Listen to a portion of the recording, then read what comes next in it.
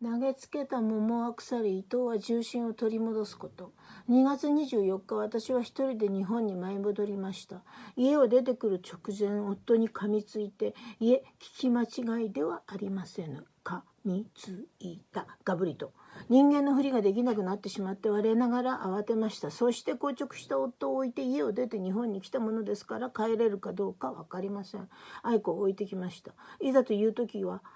お金だけ銀行から動かして大切な本はよそに住む上の娘のところに送りつけ、あとは捨てて何もかも捨ててメモリだけ持って愛子を学校の前で引っさらって飛行機に飛び乗ってと心の中で繰り返し拉致奪還を予習しておりました。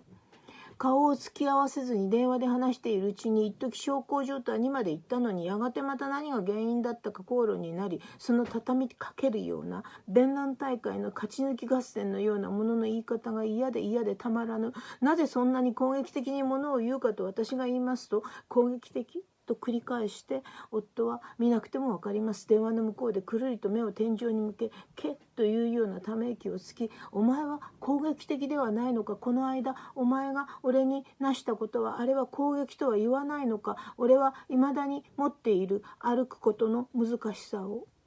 俺のももは青黒く腫れ上がり、まるで桃が一個めり込んで腐ってしまったようになっておるのだと。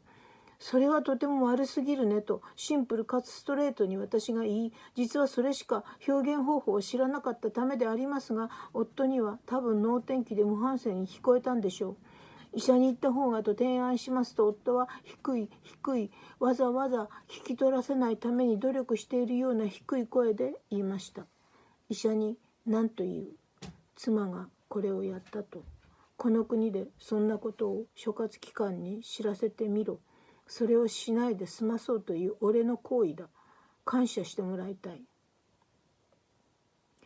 何が原因かと言われれば忘れました。夫婦の喧嘩なんてそんなものだ。そんなもので始まって別れる時もそれ以上のものにはなりません。最初と夫と別れた時もそんな風だったし、2人目もそうだったし、3人目も4人目もいつもつまらないことで始まって関係そのものが終わりました。しかしこの夫は湯冷ましのように生ぬるく、妥協もすればだんまりも決め込む日本の夫たちとはわけが違い、ユダヤ系英国人のインテリ文化に生まれて育ち、討論と論争に明け暮れ、言葉の白人の舌をかいくぐり、私の2倍の年齢を生き抜いてきた夫であります。こちらの発するたどたどしい英語をいちいち箸でつまみ上げるようにつまみ、熱い天ぷら湯の中にじゅっと漬け込むような話し方をするのであります。じゅっと上げられ、私はエビのように縮こまる。それなら一連卓上、私もこの攻撃的な話し方を体得しようと心がけ、この10年間読み書きはしなかったが、喧嘩英語に関しては我ながら感心するほどの進歩を遂げた。しかし所詮、文句があれば、黙って相手を叩き切るか腹を切る文化から出てきた人間であります。叩き切るか腹を切る。なんとジョリーな、と夫が聞いたら言うでしょう。ジョリー、愉快な、楽しいという意味ですが、夫の口にかかればそれは浅ましい、救いがたいという意味に変化して、意味を変化させた夫はその価値観とともに一段高いところに立ったと上り詰めてこちらを見下ろすような気が